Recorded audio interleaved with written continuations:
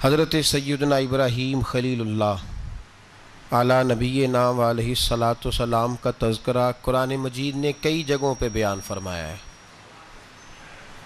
نبی پاک صلی اللہ تعالیٰ علیہ وسلم نے ارشاد فرمایا ہے کہ میں ملت ابراہیم پہ ہوں۔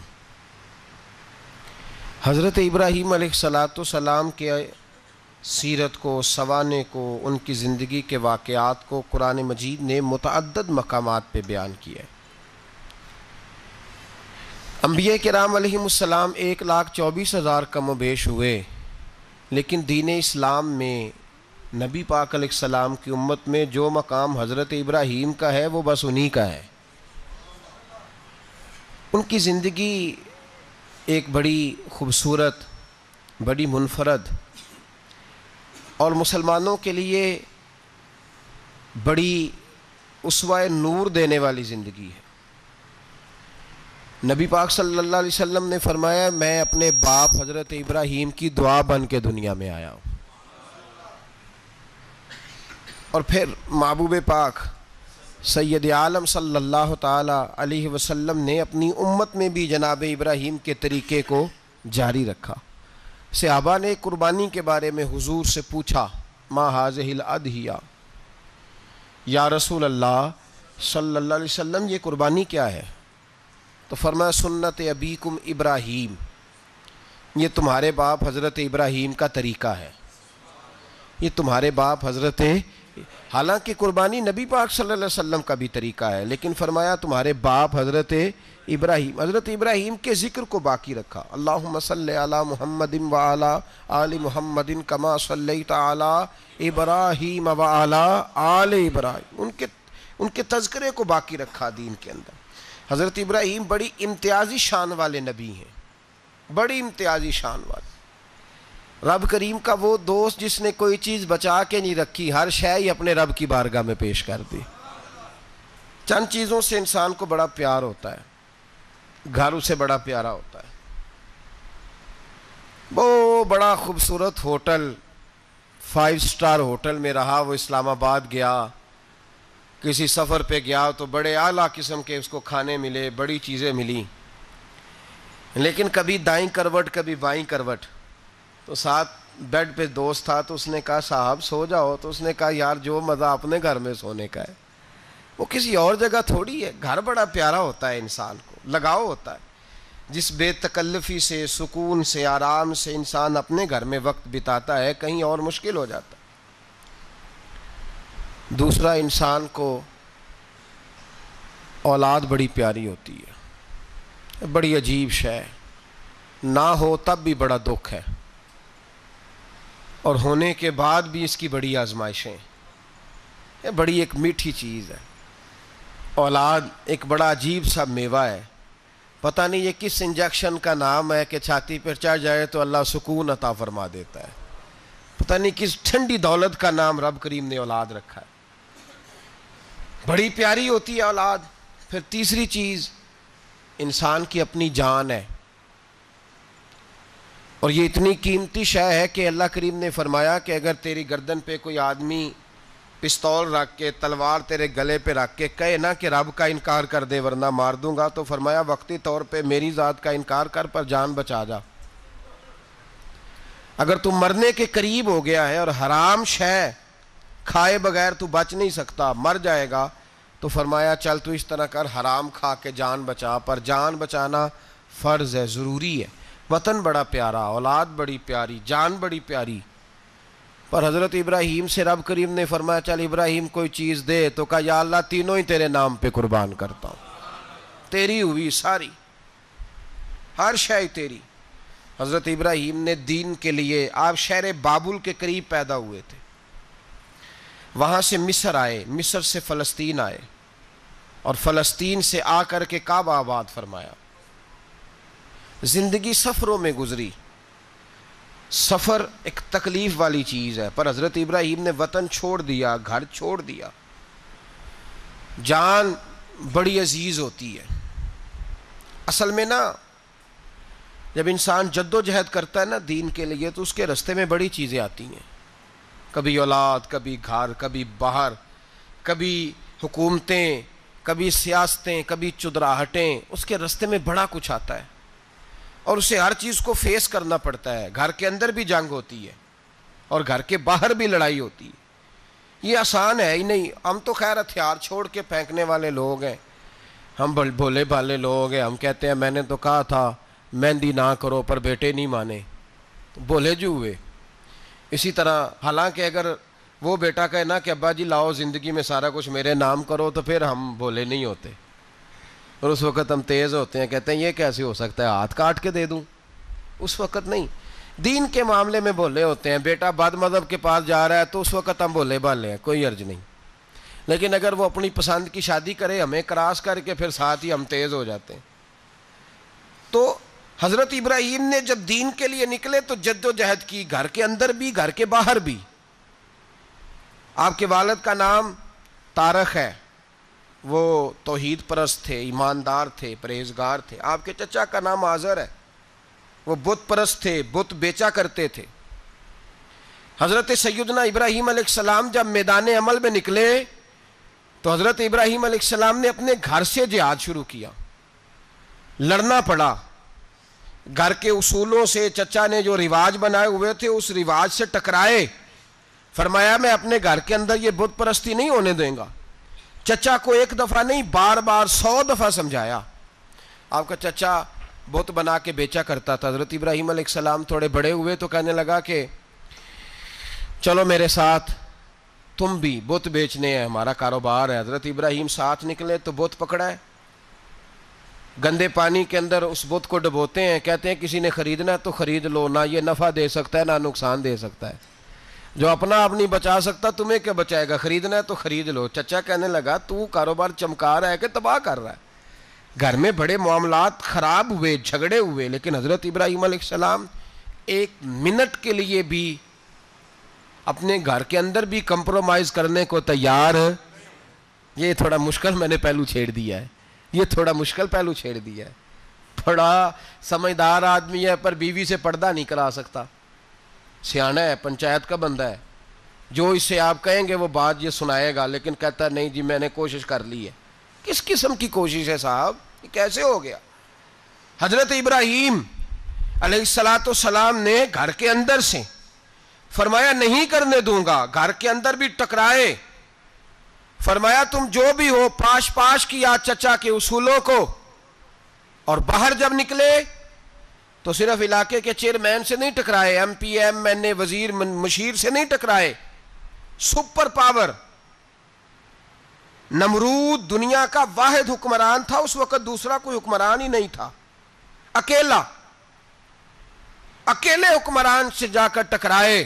کوئی ساتھ فوج نہیں تھی، کوئی ساتھ ان کے طاقت بظاہر دنیا داری کی کوئی نہیں تھی، پر حضرت ابراہیم جا کے ٹکرائے. اور میرے رسول پاک صلی اللہ علیہ وسلم نے سند بیان کی. فرمایا افضل الجہاد کلمۃ الحق عند سلطان الجابر. فرمایا سب سے افضل جہاد یہ ہے کہ تو ظالم بادشاہ کے سامنے کھڑے ہو کے حق بات بیان کر دے. یہ سب سے بڑا جہاد ہے. یہ سب سے افضل الجہاد کلمۃ الحق عند سلطان الجابر، سب سے بڑا جہاد. حضرت ابراہیم کھڑے ہو گئے، سپر پاور سے ٹکرائے. یہاں ہم لوگ حکمتوں کا شکار ہیں، دیکھیں گے، کریں گے، سوچیں گے. اور مولوی صاحب کو ویسے کہتے ہیں آپ پرہیز کریں سیاسی باتوں سے. بھئی اللہ کے ہر نبی نے جا کے وقت کے ظالم حکمران کو لتاڑا ہے، للکارا ہے.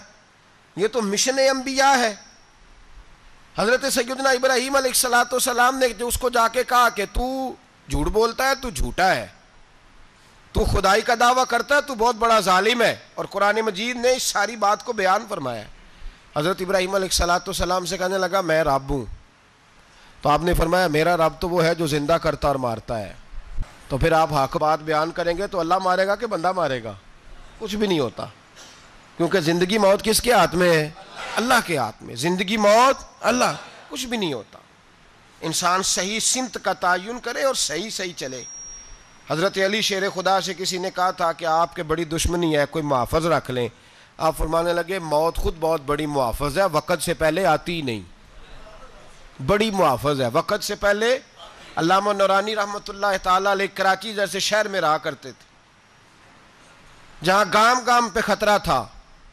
لوگوں نے کہا حضرت اتنے بڑے لیڈر ہو، آپ کی جماعت کی 62 سیٹیں ہوئی قومی اسمبلی میں، ایک ایسا وقت بھی آیا تو کوئی ایک آدمی بندوق والا، آپ فرمانے لگے مجھے ضرورت ہی نہیں، اس لیے کہ جس خدا رسول کے لیے میں نکلا ہوں وہ خود ہی حفاظت کرنے والے ہیں، ضرورت نہیں ان چیزوں۔ تو بھائی حضرت ابراہیم ٹکرائے، اور آپ کا انداز کیا ہے؟ جا کے کہا کہ تو نہیں، خدا وہ ہے جو زندہ کرتا، اور اس نے ایک بیوقوفوں جیسی دلیل دی۔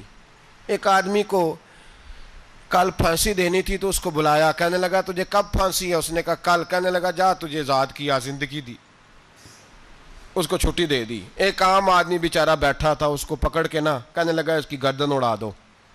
کہنے لگا دیکھ لو میں بھی زندہ کرتا اور مارتا ہوں، وہ جو کل مرنے والا تھا میں نے زندہ کر دیا ہے، اور جس کو پتہ ہی نہیں تھا کہ میں نے مرنا ہے اسے پکڑ کے میں نے مار دیا ہے۔ یہ بیوقوفوں جیسی دلیل ہے۔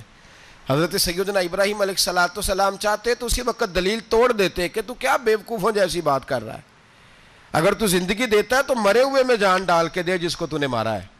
لیکن حضرت ابراہیم نے دیکھا کہ بیوقوف ہے، بیوقوفوں سے بحث نہیں ہوتی، دلیل بدل لی جاتی ہے، ان کی عقل کے مطابق بات کی جاتی ہے۔ حضرت ابراہیم فرمانے لگے میرا رب وہ ہے جو سورج مشرق سے نکالتا ہے اور مغرب میں غروب کرتا ہے، تو اگر رب ہے تو تو مغرب سے نکال کے مشرق میں غروب کر۔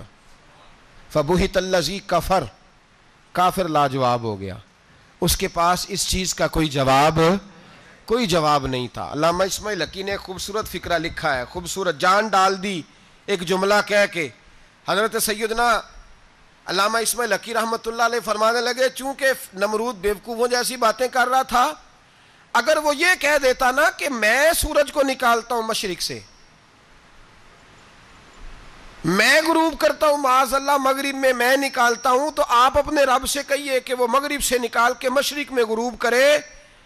علامہ اسماعیل حقی فرماتے ہیں رب کریم کی آواز قدرت تھی، مالک حضرت ابراہیم علیہ السلام کے اس، اگر وہ کہہ دیتا اور حضرت ابراہیم دعا کر دیتے تو رب کریم نے فرشتوں کو تیار بٹھایا ہوا تھا، فرمایا اگر یہ کہہ دے میرے خلیل سے کہ سورج مغرب سے نکال کے مشرق میں غروب کرنا ہے تو تیار رہنا، جس طرح خلیل کہیں گے ویسے ہی کر دیں گے۔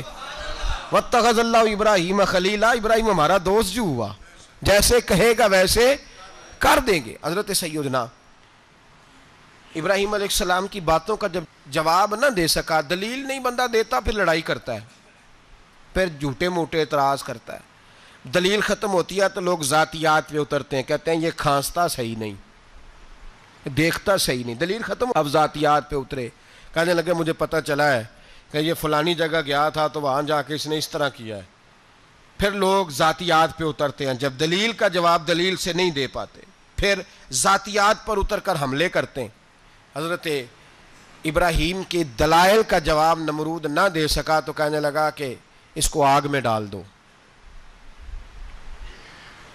قوم گئی ہوئی تھی ساری، آپ نے بات سنی ہوئی ہے، میں نے صرف اشارہ دینا ہے، میلے پہ تو حضرت سیدنا ابراہیم علیہ السلام نے سارے بت توڑ دیے، کلاڑا بڑے بت کی گردن پہ رکھا، واپس آئے کہنے لگے بت کس نے توڑے ہیں؟ تو فرمایا اس سے پوچھ لو جس کی گردن پہ کلاڑا ہے۔ کہنے لگے یہ تو بول ہی نہیں سکتا، تو فرمانے لگے بڑے بیوقوف ہو جو بولتا ہی نہیں، سنتا ہی نہیں، اپنا آپ نہیں بچا سکتا، اس کی پوجا کرتے ہو؟ کہنے لگے پکڑو دلیلیں ختم ہو گئی، اس کو آگ میں ڈالو۔ بہت بڑی حویلی 45 فٹ مربع پہ مشتمل ایک حویلی بنائی گئی اور 45 فٹ اونچی۔ مختلف روایات، علامہ اسماعیل حقی کہتے ہیں کہ 3 مہینے تک نمرود نے کہا کہ اس کے اندر لکڑیاں ڈالو۔ لوگ پوچھنے لگے کتنی دنیا جلانی ہے؟ کہنے لگا بندہ تو ایک جلانا ہے پر بندہ بڑا تگڑا ہے، ایک بندہ۔ 3 مہینے لکڑیاں ڈالی گئیں، اور لوگوں کی جو تہمات ہوتی ہیں نا وہ بڑی عجیب ہوتی ہیں۔ تہمات میں نے بڑی تفصیل سے رمضان المبارک میں گفتگو کی تھی، بدشگونی تہمات لوگ لیتے ہیں، اس وقت بھی لوگ تہمات کا شکار ہو گئے، عقیدہ بگڑ جاتا ہے تو وہ عجیب و غریب باتیں کرنے لگتا ہے، تہمات کا شکار ہو گئے۔ بیبیاں نظر مانتی، میں بیمار ہوں اگر صحیح ہو گئی تو اتنے من لکڑی دوں گی حضرت ابراہیم کی آگ جلانے کے لیے۔ ایک عورت لے کے جا رہی ہے لکڑیاں، تو ایک نیک دل آدمی نے اس سے پوچھا کہاں جا رہی ہو؟ کہنے لگی میں نے منت مانی تھی تو حضرت ابراہیم अलैहिस्सलाम को माज़ अल्लाह जलाने के लिए लकड़ियाँ लेके जा रही हूँ, तो वो रब करीम के बंदे कहने लगे तू ढूंढती रहेगी, तुझे वो जगह मिलेगी नहीं। वो बीबी कई महीने घूमती रही, जगह ही नहीं मिली जहाँ लकड़ियाँ डालनी, मारी गई। तो हम्मात का शिकार हुए बहुत सारे लोग। तो हम्मात का भाई, तो हम्मात दीन के अंदर मना है। तो हम्मात दीन में कोई नज़र मानना, कोई किसी बुजुर्ग के मज़ार पे जाके साले सवाब के लिए कोई चीज़ मानना, ये तो दुरुस्त हुआ। लेकिन गैर शरी नज़रें मान लेना कि मैं आग के गिर्द चक्कर लगाऊंगा, मैं जनाब वहाँ जाके ये वाला तमाशा करूँगा, मैं धागा बांधूंगा, मैं रस्सा काटूंगा, मैं वहाँ गंदे औ से पानी पीऊँगा, इनकी शरीयत इजाज़त, ये तो हम्मात हैं, बदशगुनी है, दीन में इनकी कोई गुंजाइश। आप नज़र मानने से पहले भी किसी आलिम से राब्ता करें कि मैं मन्नत मांगने लगा हूँ तो कैसे माननी चाहिए, उसका तरीका पूछें। ऐसे ही गलत चीज़ की मन्नत थोड़ी मान ली जाएगी। बहरहाल आमदाम बरसरे मतलब हज़रत इब्राहीम के लिए आग जलाई गई, 45 फुट ऊंची आग है, परिंदा भी ऊपर से गुजरता है तो नीचे गिर जाता है जल के। इतने दिन लगा के आग जलाई गई। अब हज़रत इब्राहीम को जलाया जाने लगा है। यहाँ तो मौजे है ना, जो किसी इदारे का सरबराह है उसके लिए मौज है, किसी जगह ऑफिसर बन गया तो मौज है, पीर साहब के लिए मौज है, अल्लामा साहब के लिए मौज है, खतीब साहब के लिए मौज है। जलना किसको पड़ता है? वाली कोई नहीं रहा इल्ला माशाअल्लाह। वो लोग गुजर गए जो तकलीफ़ें सह के काम करते थे, गुजर गया ज़माना। हज़रत सैयदना इब्राहीम अलैहिस्सलाम को जलाया जाने लगा है, तो अब इतनी बड़ी आग है तो डालें कैसे? शैतान ने तजवीज़ दी कि मंजनीक बनाओ, मंजनीक, बड़े बड़े बांस बांध के उनके नीचे रस्सा बांधो। वो जिस तरह झूलने के लिए झूला बनाया जाता है, इस तरह एक मंजनीक पुराने ज़माने में उसमें पत्थर रख के फेंके जाते थे दुश्मनों पे। वो मंजनीक बनाई गई कि इतनी दूर से हज़रत इब्राहीम को फेंकेंगे। हाथ हज़रत इब्राहीम के बांध दिए, पाँव मुबारक बांध दिए, पूरी ज़मीन पे एक नाम लेने वाला खुदा का, और उसको आज रस्सियों में जकड़ा हुआ है। जब फेंका जाने लगा ना आग में, हूरें रोने लगी, फरिश्ते तड़पने लगे, ए अल्लाह ये क्या होने लगा है? एक तेरा खलील और वो भी आग में। फरमाया जाओ जाके उससे कहो अगर तुम्हारी मदद लेता है तो उसे बचाओ। हवा का फरिश्ता आया, कहा इब्राहीम अगर तू कहे। ओ भाई, इन चीज़ों को कहानी समझ के ना सुना करें, ये दास्तान नहीं, ये वो तरीके हैं जो हमारे रसूल ने हमें अपनाने का हुक्म इरशाद फरमाया है। जो अकीदे, ये वो नज़रियात है जो हमें ओढ़ने को कहा गया। अपने रब करीम की रज़ा पे राज़ी रहने के ये वो खूबसूरत मवाक़े हैं सूफिया ने जिनको बनाकर समझाकर हम तक पहुँचाया है। ये है अहले तरीक़त की बातें। वो कहते हैं यार जिस हाल में रखे राज़ी रहना है। हज़रत इब्राहीम अलैहिस्सलाम को फेंका जा रहा है, फरिश्ता आया, ए अल्लाह के खलील अगर हुक्म दो तो इतनी हवा चलाऊं कि नमरूदी जल जाए सारे, आग उन पे फेंक दी जाए। आपने फरमाया तू जा, तुझसे मुझे कोई काम नहीं। थोड़ी देर के बाद पानी का फरिश्ता आया, कहा हुजूर इतनी बारिश बरसाऊंगा कि आग बुझ जाएगी। फरमाया तू जा, तुझसे कोई काम नहीं। अब जब मंजनीक में रख दिए गए, आग में जाने का लम्हा है, तैयारी है, हज़रत जिब्रील अमीन हाजिर खिदमत हुए। कहा इब्राहीम कोई हाजत? फरमाया तुझसे कोई नहीं। कहा चलो मुझसे नहीं तो रब करीम से ही बात कर लो, मुझे पता है मैं छोटा हूँ, आप मुझसे मदद क्यों लोगे, रब करीम से ही बात कर लें। तो हज़रत इब्राहीम कहने लगे जिब्रील ये बता, रब को नहीं पता उसका खलील किस हाल में है? उसे नहीं पता मैं किस हाल में हूँ? मेरे हाथ बंधे हैं, पैर बंधे हैं आग में, उसे नहीं पता? बताया तो उसे जाता है जिससे खबर ना हो। तो अगर उसे पता है तो अगर वो जलाने पे राजी है तो मैं भी जलने को तैयार हूँ, मैं तैयार हूँ, मैं तैयार हूँ। उसे कहो ठीक है। हज़रत सैयदना इब्राहीम अलैहिस्सलाम को मंजनीक में डाल के जो फेंका आग में, या नारुकूनी बरदम व सलामन अला इब्राहीम, अल्लाह ने फरमाया ए आग मेरे इब्राहीम पे ठंडी भी हो जा और सलामती वाली भी हो जा। हज़रत इब्राहीम को दो फरिश्तों ने बिठा दिया ज़मीन पे, फूल खिले हैं, कौंपलें महक रही हैं, कलियां खुशबू दे रही हैं। हज़रत इब्राहीम ने सर सजदे में रख दिया, सुबहान अल्लाहि वल्हम्दुलिल्लाहि वला इलाहा इल्लल्लाह वल्लाहु अकबर। हज़रत इब्राहीम अल्लाह की तस्बीह पढ़ने लगे, रब करीम का शुक्र बजा लाने लगे। निकले वहाँ से, कुछ दिन गुजर गए, निकले, हुक्म हो गया इब्राहीम इलाका छोड़ दो। हज़रत इब्राहीम अलैहिस्सलाम वहाँ से निकल के मिस्र आए, चचा के पास ठहरे। انہوں نے اپنی بیٹی جناب سارہ کا نکاح کر دیا. کچھ آگے بڑھے تو ایک ظالم بادشاہ سے ٹکرائے.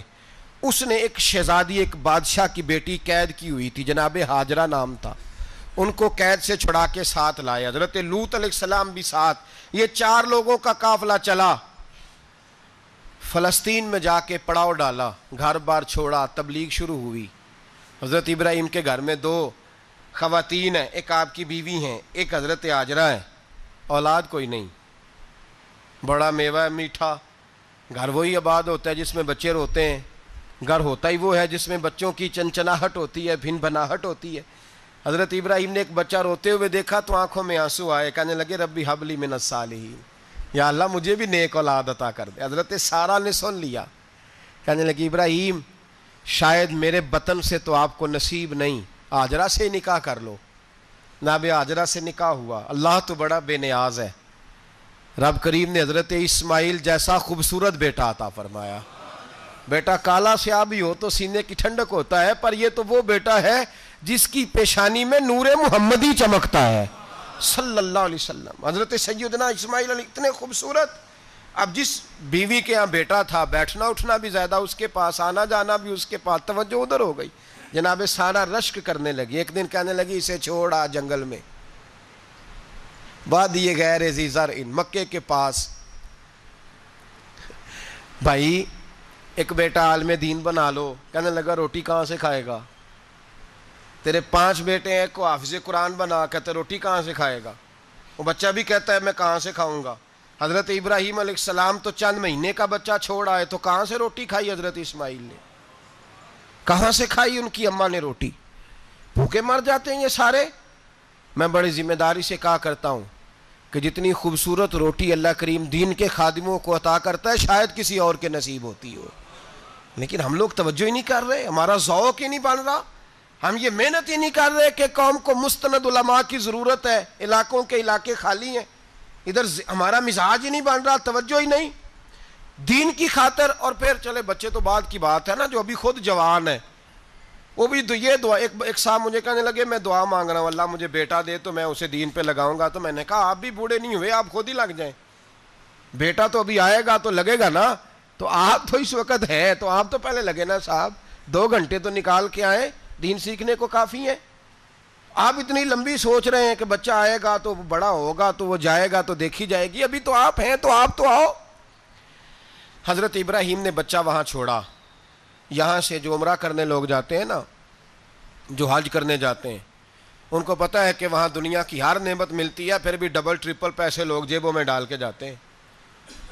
حضرت ابراہیم جب وہاں لے کے گئے تو کوئی انسان نہیں تھا, پانی کا قطرہ نہیں تھا. 2 کلو کھجوریں, ایک مشکیزہ. بیوی کو تھمایا. ہمارے گھر میں ہزاروں چیزیں پڑی ہیں, لیکن وہ جو توکل ہے نا وہ ختم ہو گیا ہے. اللہ دے گا, حلال حلال پہ قناعت کرے, جائز جائز پہ بھروسہ کرے, رب کریم عطا کرنے والا ہے. وہ مزاج ختم ہو گیا. حضرت سیدنا ابراہیم علیہ السلام 2 کلو کھجوریں, ایک مشکیزہ پانی کا دے کر کے, اور وہاں بٹھایا آپ نے اپنے بچے کو اور اپنی زوجہ جناب ہاجرہ کو, اور بٹھا کر کے واپس پلٹنے لگے. تو حضرت ہاجرہ سلام اللہ علیہ نے آواز دی, کہا ابراہیم کس کے سہارے پہ چھوڑ کے جا رہے ہو؟ جہاں آب زمزم کا کنواں ہے نا, جو لوگ گئے ہیں جنہوں نے صفا مروہ کی صحیح کی ہے, صفا مروہ سے باہر نکلے نا, سرکار کی ولادت کا مقام ہے, اس جگہ پہ آب زمزم کا کنواں تھا. وہاں حضرت سیدنا ہاجرہ کو بٹھایا. کوئی چیز نہیں, کوئی درخت نہیں, کوئی کھیت نہیں, کوئی پانی نہیں, کوئی کنواں نہیں. وہاں بٹھایا اور بٹھا کر کے نکلنے لگے تو جناب ہاجرہ فرمانے لگی ابراہیم کس کے سہارے پہ چھوڑ کے جا رہے ہو؟ کہنے لگی اللہ کے سہارے پہ. تو پاک باز بی بی نے ایک لفظ پوچھا, کہا ابراہیم یہ میرے رب کا حکم ہے؟ یہ میرے, بس جن کا عقیدہ توحید مضبوط ہو ان کے لیے ایک جملہ کافی ہوتا ہے, یہ میرے اللہ کا حکم ہے. تو جناب ابراہیم علیہ السلام فرمانے لگے ہاجرہ ہاں رب کا حکم ہے. جب یہ لفظ کہے تو چاہیے تھا نا حضرت ابراہیم تسلی دیتے, تو بی بی صاحبہ تسلی دینے لگی. عرض کرنے لگی ابراہیم اگر اللہ کا حکم ہے تو پھر آپ ہماری فکر نہ کرنا. اگر یہ رب کا حکم ہے تو پھر ہماری فکر نہ کرنا. جس رب نے ہمیں یہاں تک پہنچایا ہے وہ ہمیں کبھی بھی ضائع نہیں فرمائے گا. پھر فکر نہ کرنا. حضرت ابراہیم آ گئے, بات آپ نے سنی ہوئی ہے, اشارہ کرنا مقصود ہے. 13 سال میں چلے مان بھی لیا جائے بعض روایات کی روشنی میں کہ آتے جاتے بھی رہے, لیکن مکمل دیکھ بھال اپنے بچے کی پرورش میں پورا حضرت ابراہیم علیہ السلام کا کردار, سارا کردار ماں کا تھا. میں جب خواتین کے بارے میں کوئی بات کرتا ہوں تو میں آپ کو اکثر کہتا ہوں کہ یہ صرف بیوی کے لیے حکم نہیں ہوتا, یہ ٹریننگ بیٹی کو دینی ہے اور بہن کو دینی ہے. یہ تربیت کریں اپنے گھر میں. میں تجربے کی روشنی میں یہ بات عرض کیا کرتا ہوں کہ بھائی بچے باپ کے فرما بردار اس وقت ہوتے ہیں جب اماں انہیں باپ کا فرما بردار کرتی ہے, اور بچے باپ کے نافرمان بھی تب ہوتے ہیں جب اماں انہیں باپ کا. میں نے اپنے کانوں سے سنا ایک دفعہ ایک بچہ اپنے باپ سے کہہ رہا ہے آپ نے تو ساری زندگی باہر گزار دی, پیسے کمانا کون سا مشکل کام ہے, دکھ سکھ تو سارے اماں نے برداشت کیے, سکولوں میں وہ جاتی تھی, فلانا کام وہ کرتی تھی, فلانا کام. اب یہ سوچ اس کی ذاتی تو نہیں, یہ اس کو دی گئی ہے. اور اگر اس کو یہ سوچ دے دی جائے کہ اماں کہے کہ میں تو اپنوں میں رہی ساری زندگی, میں نے تو اپنوں میں وقت گزارا, اور تیرا باپ تو کئی دفعہ جنازے بھی نہیں پڑھ سکا, اس نے تو ماں باپ ایسے دفن کر دیے, وہ اگر یہ سوچ فراہم کرے تو پھر بچہ باپ کا فرما بردار ہوتا ہے. اور یہ والی روایتیں ہم بیوی کو سناتے ہیں, حالانکہ کس کو سنانی چاہیے بولیے؟ بہن اور بیٹی کو. بہن اور بیٹی کو سنائیں یہ باتیں, ان کو سمجھائیں تاکہ آگے جا کے وہ جو گھر ترتیب دیں وہ گھر بڑا عمدہ اور نکھرا ہوا ہو. حضرت سیدنا ابراہیم 13 سال کے بعد آئے, چونکہ گھر میں اللہ تبارک و تعالیٰ کی دوستی کا چرچا تھا, اللہ تبارک و تعالیٰ کی محبوبیت کا غلبہ تھا. 13 سال کے بعد فلما بالغ معہ سعیا, بیٹا جب اتنا بڑا ہوا کہ سال چلنے لگا تو حضرت ابراہیم نے اپنے بیٹے کو بلا کے کہا بیٹا مجھے خواب آئی ہے, میں تجھے ذبح کر رہا ہوں, تیری کیا رضا ہے؟ تو حضرت اسماعیل کہنے لگے یا ابت افعل ما تؤمر, ابا جی اللہ جیسے حکم دیتا ہے میرے ساتھ ویسے ہی کریں, جیسے اللہ حکم دیتا ہے ویسے ہی بولیے ویسے ہی کریں. حضرت حاجرہ کو کہا کہ ایک دوست نے دعوت کی ہے تو وہاں جا رہے ہیں, بی بی مطمئن ہے, تفصیلات کی ضرورت نہیں, ختم بات, اعتبار ہے, مطمئن ہو گئی. شیطان پیچھے سے آیا اماں کے پاس, ذرا تھوڑی دیر کے لیے تصور جمائیے, یہاں تو پڑوسن آ کے کوئی بات بتا دیتی ہے خاوند کے بارے میں تو کئی مہینے جھگڑا جاری رہتا ہے, پڑوسن محلے دار. شیطان نے آ کے بتایا لفظ کیا ہے, کہا حضرہ تمہیں پتہ ہے کہاں جا رہے, کہا دوست کی دعوت میں. تو کہنے لگے دوست کون ہے؟ رب کریم, اور ابراہیم کا خیال ہے کہ اس رب نے مجھے حکم دیا ہے کہ میں ذبح کروں. تو حضرت حاجرہ کہنے لگی کبھی باپ بھی بیٹا ذبح کرتے ہیں؟ شیطان کہنے لگا ان کا خیال ہے کہ ان کے رب نے حکم دیا ہے. تو جناب حاجرہ فرمانے لگی اگر رب نے حکم دیا تو پھر تو مجھے شیطان لگتا ہے, تو مجھے شیطان لگتا ہے. کہا کیا مطلب؟ فرمانے لگی اگر رب کریم کا حکم ہے تو میرے پاس ایک اسماعیل ہے, اگر 1000 بھی ہوتے میں سارے اللہ کے راستے میں پیش کر دیتی, دے دیتی. مالک کا ہی تو ہے سارا کچھ, اسی کا ہے, اس میں لیت اللہ کی کیا گنجائش. حضرت سیدنا ابراہیم علیہ السلام نے بیٹے کے حلق پہ چھری رکھ بھی دی اور چھری چلا بھی دی, رکھ بھی دی اور وہ تو اللہ کریم نے فرمایا یا ابراہیم قد صدقت الرؤیا, ابراہیم تو نے خواب سچا کر دکھایا, وہ قیامت تک تیرا نام رہے گا. حضرت ابراہیم نے وطن بھی دیا, جان بھی دی, بیٹا بھی, اللہ کریم نے دمبے دیے, فرمایا یہ فدیہ ہے. اب یہ قربانی قیامت تک حضرت ابراہیم کے طریقے کے مطابق جاری ہے. حضرت ابراہیم بہت بڑے مہمان نواز تھے, بہت بڑے. آپ جب مصر میں قیام تھا تو بڑے بڑے لمبے چوڑے لنگر پکتے تھے, لوگ آیا جایا کرتے تھے, بڑا تفصیل کے ساتھ کھانا ہوتا تھا. مہمان نوازی آپ کی خاص صفت مبارکہ ہے. ہمارے ہاں بھی مہمان نوازی ہوتی ہے امیروں کی, بلکہ اب تو مہمان نوازی اس طرح کی ہے کہ کل تیری میرے پاس دعوت ہے اور پرسوں میری تیرے پاس ہے. وہی امیروں میں وہ چکر رہتا ہے, پارٹیاں دوست ایک دوسرے کو ڈالتے ہیں, تیری طرف پارٹی تیری طرف. اور اسی انداز میں اب یہ عید آئے گی نا, ٹکا پارٹیاں ہوں گی جگہ جگہ, اور لوگ سوال پوچھنے لگے ابھی سے, کہتے ہیں قربانی کا کتنا گوشت گھر رکھنا جائز ہے, قربانی کا کتنا گوشت گھر رکھنا جائز ہے؟ سارا ہی جی. اس لیے فریزر لے لے, فریج سے نہیں کام چلے گا.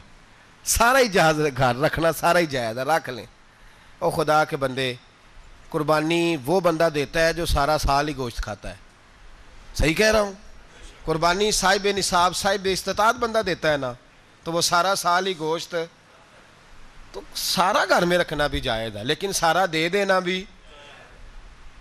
تو جو آ رہی ہے اس پہ کیوں توجہ کرتے ہو؟ جو دوسرا جائز ہے اس پہ کیوں نہیں عمل کرتے؟ سارا تقسیم کر دیں، بات ختم ہوئی۔ یقین کریں، محرم میں جا کے دوست ٹیلی فون کر کے سوال پوچھتے ہیں، کہتے ہیں صاحب سنا ہے قربانی کا گوشت محرم میں کھانا جائز نہیں۔ میں کہ نہیں، ربیع الاول چ بھی جائز جے، رجب رمضان تک کھاؤ، کوئی بندہ نہیں منع کرتا، اس لیے کہ کسی کو دینا تو پسند ہی نہیں، یا پھر اس میں سے جو خاص خاص چیزیں ہیں وہ اپنی فریج میں، اور باقی جو ہے وہ دوسروں کے لیے۔ یہ کیا طریقہ ہے ہمارا؟ اور اسی پہ عمل ہے۔ اللہ تبارک و تعالی ہمیں سمجھنے کی توفیق عطا فرمائے۔ حضرت ابراہیم بہت بڑے مہمان نواز تھے، صرف قربانی نہیں دیتے تھے، سارا سال بہت سارا لنگر، بہت سارا کھانا پینا، بہت ساری چیزیں جاری رہتی تھیں۔ اور جتنے غریب لوگ تھے فلسطین کے، ان کو پتا تھا کہ حضرت ابراہیم علیہ السلام کا لنگر جاری ہے فلسطین میں جب آپ کا قیام تھا۔ ایک دفعہ ڈھیروں مہمان آ گئے اور کھانے کو کوئی چیز نہیں۔ حضرت سارہ اور جناب ہاجرہ دونوں اس وقت موجود تھیں۔ وہ کہنے لگی ابراہیم بہت سارے مہمان آ گئے ہیں تو کیا کریں؟ جناب سارہ کہنے لگی کس طرح کر کے ان کی مہمان نوازی کرنی؟ اور حالات یہ ہیں کہ قحط پڑا ہوا ہے فلسطین میں، مصر میں، دور دراز علاقوں میں۔ تو حضرت ابراہیم کہنے لگے یہ اللہ کے مہمان ہیں اور ہمیں رب کریم کا بندہ سمجھ کے آ گئے ہیں، اللہ ہی بندوبست کرے گا۔ فرمانے لگے میرا مصر میں ایک دوست ہے، وہ قحط کے دنوں میں غلہ جمع کر لیتا ہے، میں اس کی طرف پیغام بھیجتا ہوں، مجھے امید ہے وہاں سے غلہ ملے گا۔ 2 3 5 اونٹ والے غلام بلائے اور ان کو کہا کہ جاؤ غلہ لے آؤ مصر کے دوست سے۔ وہ لوگ کہتے ہیں ہم غلہ لینے گئے، وہاں جب پہنچے تو حضرت ابراہیم خلیل اللہ علیہ السلام کا پیغام دیا تو آپ کا وہ دوست کہنے لگا غلہ تو بے شمار تھا، مجھے خبر نہیں تھی کہ حضرت ابراہیم کا پیغام آئے گا، تو میں تو سارا تقسیم کر چکا ہوں، لوگ لے گئے، اب تو کوئی شے نہیں۔ اب وہ خالی آ گئے 5 کے 5 اونٹ۔ جب خالی آئے تو حضرت ابراہیم کی حویلی کی دیواریں چھوٹی چھوٹی تھیں، ان غلاموں میں سے، خادموں میں سے، آپ کے ان چاہنے والوں میں سے ایک کہنے لگا یار وہ غریب تو انتظار کر رہے ہوں گے کہ غلہ لینے گئے ہیں، ہمیں روٹی ملے گی۔ چھوٹی چھوٹی دیواریں ہیں، وہ جب دیکھیں گے نا خالی آ گئے تو انہیں تکلیف ہوگی، اس طرح کرو بوریوں میں ریت بھر لیتے ہیں، ریت بھر کے لے جاتے ہیں، بعد میں اندر رکھ کے انہیں سمجھا بہلا لیں گے یا حضرت ابراہیم کو بتائیں گے، وہ خود ہی ان لوگوں کی دل جوئی فرمائیں گے۔ اب غلہ کی جگہ ریت بھر کے اونٹوں پہ رکھ کے لائی گئی، لا کے بوریاں جب رکھ دی گئیں، حضرت ابراہیم علیہ السلام دوپہر کے وقت آرام فرما رہے تھے، بی بی سارہ اٹھی، کہتی ہیں جب میں نے دیکھا نا کہ بوریاں پہنچ گئی ہیں تو گئی، غلام کو ساتھ لیا اور اس کو جب کھولا نا تو کہتی اتنی حسین گندم میں نے پہلے کبھی دیکھی نہیں تھی، اتنا پیارا دانہ میں نے کبھی ملاحظہ ہی نہیں کیا تھا۔ فرماتی ہیں جب اس کو پیس کر چکی میں روٹیاں پکائیں تو خوشبو دور دور تک پھیل گئی، اعلیٰ غذا بنی، بڑے بڑے کھانے بیبیوں نے مل کے پکائے، چن دیے گئے، حضرت ابراہیم اٹھے تو لوگ کھانا کھا رہے ہیں، سجدہ شکر ادا کیا، اور جب سجدے میں گئے تو وحی آنے لگی، پھر رونے لگے۔ جب پلٹ کر باہر تشریف لائے تو جناب سارہ کہنے لگی ابراہیم تمہارا مصری یار بڑا اچھا ہے، اس نے اتنی اعلیٰ گندم بھیجی ہے کہ اتنی تو میں نے پیاری گندم کبھی دیکھی نہیں۔ جناب ابراہیم مسکرائے، فرمانے لگی سارہ یہ مصری یار نے نہیں بھیجی، یہ میرے عرشی یار نے بھیجی ہے، یہ میرے عرشی یار نے بھیجی ہے۔ بھائی مہمان نوازی مزاج تھا، ہاتھ لٹا دینا مزاج تھا، دوسروں کی اشک شوئی مزاج تھا۔ حضرت ابراہیم علیہ السلام کا طریقہ ہے قربانی، حضور نے ان کا طریقہ بیان کیا۔ اگر سال کے بعد قربانی دینا ان کا طریقہ ہے تو سارا سال غریبوں کو روٹی دینا بھی حضرت ابراہیم کا طریقہ ہے، سارا سال غریب کی نوکری کرنا یہ بھی حضرت ابراہیم کا طریقہ ہے، بھوکے کو کھانا کھلانا یہ بھی۔ میرے مصطفیٰ کریم سید عالم صلی اللہ علیہ وسلم سے صحابہ نے پوچھا حضور بہترین مسلمان کون ہے؟ بہترین مسلمان، تو حضور نے فرمایا جو سلام لینے میں پہل کرے اور غریب کو روٹی کھلانے میں سب سے اچھا ہو، وہ بہترین مسلمان ہے، زبردست مسلمان۔ ہمارے ہاں دعوتیں ہوتی ہیں تو امیروں کی، افطاریاں ہیں تو امیروں کی، اور میرے مصطفیٰ کریم علیہ السلام نے فرمایا بدترین دعوت ہے جس میں امیر بلائے جائیں غریب نہ بلائے جائیں، وہ بدترین دعوت۔ حضرت ابراہیم کا طریقہ رہا ساری زندگی مہمان نوازی. اور دوسرا ان کا مزاج تھا, اللہ سے پیار ہو گیا تھا نا. جب رب کریم سے محبت ہوتی ہے نا اور محبت کا احساس ہوتا ہے دل میں, پھر سجدے لمبے ہوتے ہیں. عام آدمی تو نماز بھی نہیں پڑھ سکتا, جس سے خدا سے محبت ہوتی ہے وہ تہجد بھی نہیں چھوڑ سکتا. وہ یہ محبت کی بات ہے نا, جس کو پیار ہوتا ہے اس کی تہجد بھی ہے, اس کی اشراق بھی ہے, چاشت بھی ہے, اس کے عمرے بھی ہیں, اس کے حج بھی ہیں, اس کے بار بار کعبۃ اللہ کے دیدار بھی ہیں. یہ محبت الہی ہے, جوش مارتی ہے. ان لوگ سجدہ کرتے ہیں تو اٹھتے ہی نہیں. اللہ کے بندوں سے پیار کرتے ہیں, اللہ کی. حضرت ابراہیم کو رب کریم سے اتنی محبت تھی, اتنا پیار تھا کہ وہ آپ کی زندگی کے ہر پہلو سے چھلکتا تھا. ایک وقت ایسا آیا کہ اللہ تعالیٰ نے حضرت ابراہیم کو بہت زیادہ مال عطا فرمایا. اتنے اونٹ گنے نہیں جاتے, گائیں اتنی زیادہ کہ شمار نہیں ہوتی, بکرے بکریاں اتنی زیادہ کہ شمار, بہت زیادہ مال اللہ نے عطا فرمایا. اور ابھی کچھ عرصہ پہلے آپ پیچھے جائیں نا, تو جو لفظ مال تھا وہ روپے پہ تو بولا ہی نہیں جاتا تھا, وہ جانوروں پہ بولا جاتا تھا. بہت زیادہ مال اللہ نے دیا, بکریاں, گائیں, اونٹ, بیل, بڑا کچھ. تو رب کریم نے فرشتوں سے فرمایا کہ وَاتَّخَذَ اللَّهُ ابراہیم خلیلا, ابراہیم میرا دوست ہے. تو فرشتے کہنے لگے یا اللہ جسے اتنا کچھ دیا جائے اس نے دوست تو بننا ہی ہوتا ہے, تو نوازا ہی بڑا ہے, اتنا مال, اتنے کھیت کھلیان, اتنا کچھ. اللہ کریم نے فرمایا جاؤ آزمائش کر لو, امتحان لے لو. فرشتہ امتحان لینے پہنچ گیا. حضرت ابراہیم کے جانور چر رہے ہیں چراگاہ میں, حضرت ابراہیم بھی ہیں, غلام بھی ہیں, بہت بڑا ریوڑ ہے.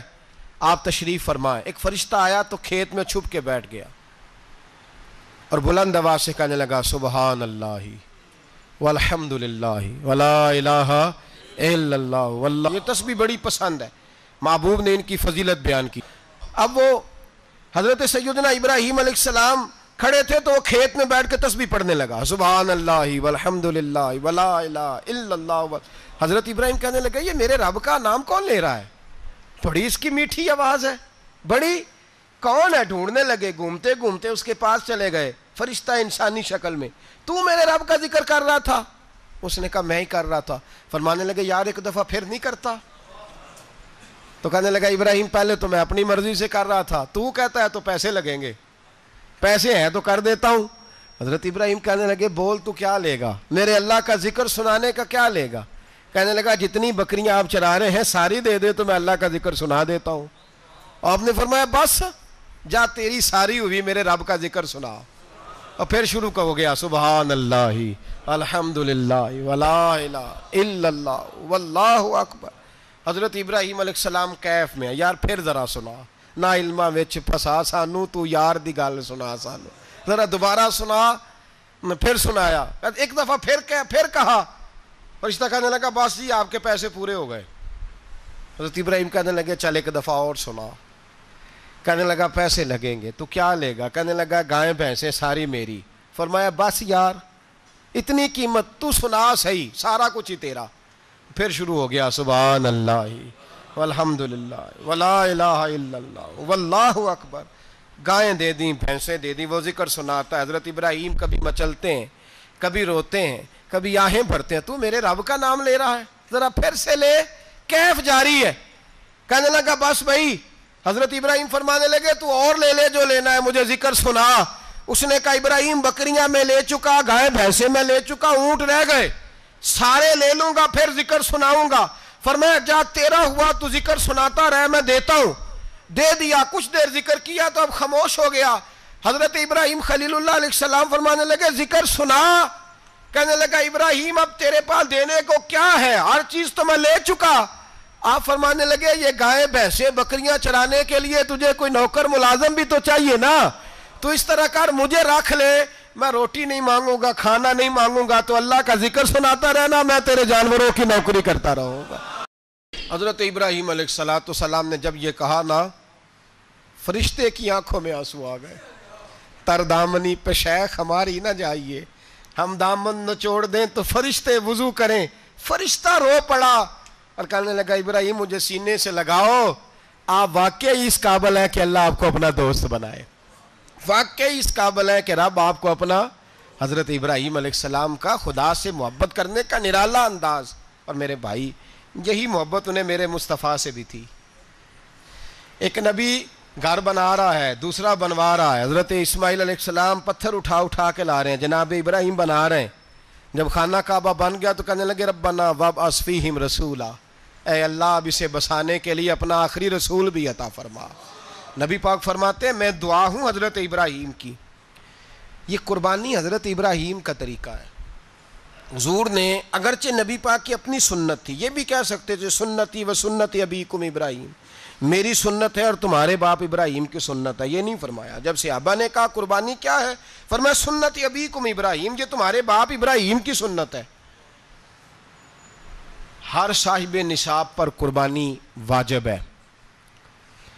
جو زکوٰۃ کا نصاب رکھتا ہو اس پر قربانی واجب ہے، یعنی ضروریات سے زیادہ اتنے پیسے جتنے پیسوں سے زکوٰۃ فرض ہوتی ہے، اتنے پیسے جس آدمی کے پاس قربانی سے پہلے پہلے آ جائیں اس آدمی پر قربانی کرنا واجب ہے۔ بکرا، چھترا، دمبا 1 سال کا یا دمبا 6 مہینے کا ہو پر اتنا بڑا محسوس ہوتا ہو کہ لگے کہ 1 سال کا ہے، اس کی قربانی ہو سکتی ہے۔ جانور میں کوئی عیب نہیں ہونا چاہیے، اتنا کمزور نہ ہو کہ ذبح جہاں اسے کرنا ہے وہاں وہ چل کے جا نہ سکے، اتنا کمزور جانور نہ ہو، اس کے اندر بظاہر کوئی اتنا بڑا نقص نہ پایا جاتا ہو، کانا نہ ہو، لنگڑا نہ ہو، کوئی اس کی ہاتھ نہ کٹے ہوئے ہوں، ایسا نقص جو واضح ہو۔ بکرا 1 سال کا، گائیں اور بھینس یہ 2 سال کی، اونٹ 5 سال کا۔ اب اس میں یہ ہے کہ ہمارے بہت سارے دوست چونکہ ہم دیہاتی لوگ ہیں تو پوچھتے ہیں کہ دوندا نہیں ہے تو چوگا نہیں ہے، تو یہ ہماری پنجابی کی اصطلاحات ہیں، پنجابی کی۔ شریعت اسلامیہ نے سال بتائے ہیں، یہ تو ہم نے اپنی آسانی کے لیے یا دیہاتوں میں جو ماحول تھا اس طرح کا جانور لیں، خوبصورت جانور لیں۔ جو نصاب ہے وہ بھی میں نے آپ کو بتایا، لیکن ایک اور پہلو بھی ہے۔ نبی پاک صلی اللہ علیہ وسلم پہ زکوٰۃ کبھی فرض نہیں ہوئی، کبھی حضور پہ زکوٰۃ فرض نہیں ہوئی۔ نبی پاک صلی اللہ علیہ وسلم کے پاس اتنا سرمایہ کبھی اکٹھا ہوا ہی نہیں کہ زکوٰۃ فرض ہو، لیکن نبی پاک کے صحابہ فرماتے ہیں کہ مدینے کے 10 سالوں میں اللہ کے رسول نے ہر سال قربانی فرمائی ہے، ہر سال قربانی دی۔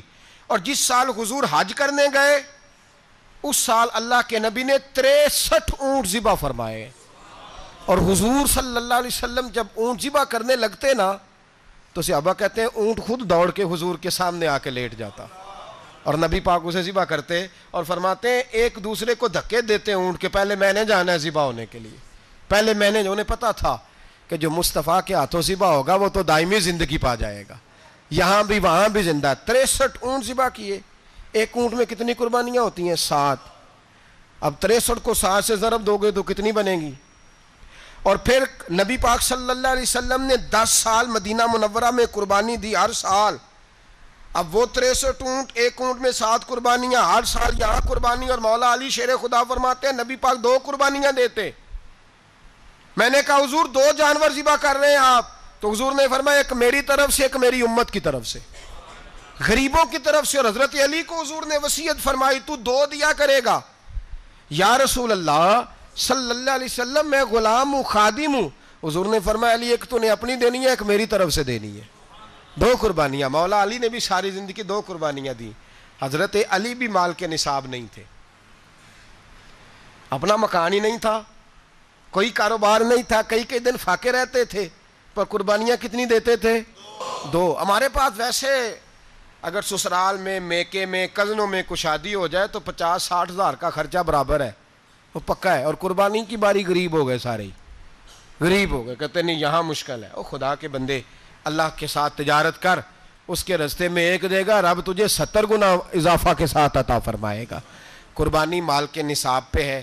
کوشش کیا کریں کہ اللہ کے رستے میں جب دینا ہو پھر لیت اللہ سے بچیں، خوبصورت جانور لائیں۔ جن کو اللہ نے توفیق دی ہے ان کے لیے نصیحت ہے، جن کو اللہ نے توفیق دی۔ میں نے اپنے حضرت صاحب کو دیکھا ہے، وہ کہتے تھے کئی جانور اللہ نے بڑا نوازا ہے، کہتے ایک میرا ہے، ایک میرے ماں کا، ایک میرے باپ کا ہے، ایک میرے فلاں استاد صاحب کا، ایک میرے پیر صاحب کا ہے۔ یہ جانور غوث اعظم جیلانی کا نام کا دے رہا ہوں۔ اور پھر ایک بڑا خوبصورت جانور بندھا ہوتا اور حضرت خود ان کو چارہ ڈال رہے ہوتے، تو حضور یہ کیا ہے؟ فرمانے لگے یہ میں رسول اللہ کے نام پہ قربان کروں گا، یہ نبی پاک کے نام پر قربان کیا جائے گا۔ جن کو اللہ نے حیثیت دی ہے، وہ کوشش کریں اپنے محبوب کی طرف سے بھی قربانی کریں، نبی پاک کے نام کی قربانی دے، خوبصورت سا جانور پیارا، پھر اس کی خدمت ہو، پھر اس کی قربانی دی جائے، اور نبی پاک کے نام پر قربانی دی جائے۔ حضور نے خود وصیت فرمائی حضرت ابو بکر صدیق کو، قربانی بڑا حسین عمل ہے، اور میرے نبی پاک صلی اللہ علیہ وسلم نے ناراضگی بھی فرمائی، ذرا خوگر حمد سے تھوڑا سا گلا بھی سن لے۔ میرے حبیب نے فرمایا جو طاقت کے باوجود قربانی نہ کرے وہ ہماری عیدگاہ میں عید کی نماز پڑھنے نہ آئے، وہ نہ آئے۔ اور یا رسول اللہ جو کرے گا، فرمایا قربانی کے جانور کا خون کا قطرہ بعد میں زمین پہ گرے گا، اللہ اس کے سارے گناہ پہلے معاف فرما دے گا، اللہ اس کے سارے گناہوں کو بخشے گا۔ قربانی کریں، خوبصورت انداز میں کریں، اللہ کی رضا کے لیے۔ بزرگوں نے لکھا ہے 3 حصے کرو گوشت کے، ایک گھر میں رکھو، ایک رشتہ داروں میں بانٹو، پڑوسیوں میں بانٹو، اور تیسرا فقط غریبوں کو دو۔ لیکن میں اکثر یہ سوچتا ہوں کہ ہمارے ہاں قربانی کرتا ہی وہ ہے جن کے گھر میں ہر جمعرات کو چھوٹا گوشت پکتا ہے، اور جن کے گھر میں ہفتے میں 3 دفعہ مرغی کا گوشت پکتا ہے، وہی تو قربانی دینے کے قابل ہوتے ہیں۔ تو وہ بھی اگر قربانی کے بکرے میں سے بھی تیسرا رکھنا چاہیں تو اجازت تو ہے، میں نے کہا سارا رکھنے کی بھی اجازت ہے، لیکن اگر آپ مہربانی کریں، کوشش کریں کہ یار ہم تو سارا سال ہی کھاتے ہیں، اور ہمارے یہاں جو گوشت تقسیم ہوتا ہے نا وہ بھی باری لگی ہوئی ہے، ادھر سے پلیٹ آئی تھی گوشت کی تو ادھر سے بھر کے چلی گئی، بھئی اس نے کی ہے، اس کو بار بار گوشت دینے کا کیا مطلب ہے؟ آپ یہ دیکھیں عزیزوں میں، رشتہ داروں میں، اور میں اگر تھوڑا سا آپ کی توجہ کرانے میں کامیاب ہو جاؤں تو سفید پوش لوگوں کو دیکھیں، کچھ سفید پوش ہیں، سفید پوش جن کے اوپر قرضے ہیں، بیماریوں نے جکڑ لیا ہے، گھر میں بڑے بڑے سخت مریض آ گئے ہیں، سفید پوش پہلے دیا کرتے تھے۔ آپ ان سے پوچھتے ہیں صاحب قربانی، تو بات کو ٹالتے ہیں، وہ کہتے ہیں سوچ رہا ہوں کوئی حصہ ڈال جائے، پردہ پوشی کرتے ہیں، کہتے ہیں کہیں حصہ رکھا ہوا ہے، پردہ پوش۔ اکثر وہ لوگ قربانی نہیں دے پاتے، اکثر دیا کرتے تھے اب نہیں دے پا رہے، کیوں؟ اس لیے کہ مشکلات ایسی آ گئیں۔ ان لوگوں کا خیال کریں، ان کے گھروں تک گوشت پہنچا کے آئیں، ان پر توجہ کریں۔ وہ سفید پوش آدمی کبھی ذکر نہیں کرے گا، کچھ تو ایسے ہیں جو خود پہنچ جاتے ہیں کہ ہمیں گوشت دیا جائے، لیکن کچھ سفید پوش ہیں لا یسألون الناس الحافا، اللہ فرماتے ہیں کچھ لوگ لپٹ لپٹ کے سوال نہیں کرتے، سفید پوشی کا بھرم رکھتے ہیں، کا مزاج نہیں۔ ان کی طرف دیکھیں، اپنے رشتہ داروں کو دیکھیں، خاص کر ان رشتہ داروں کو دیکھیں جن کا آپ کو پتہ ہے کہ غریب ہیں، مجبور ہیں، ان کے گھروں میں گوشت بھیجیں۔ غریب بیٹیوں، غریب بہنوں کا خیال کریں، اس طرف متوجہ ہوں، ان کے ساتھ اس نے سلوک کریں۔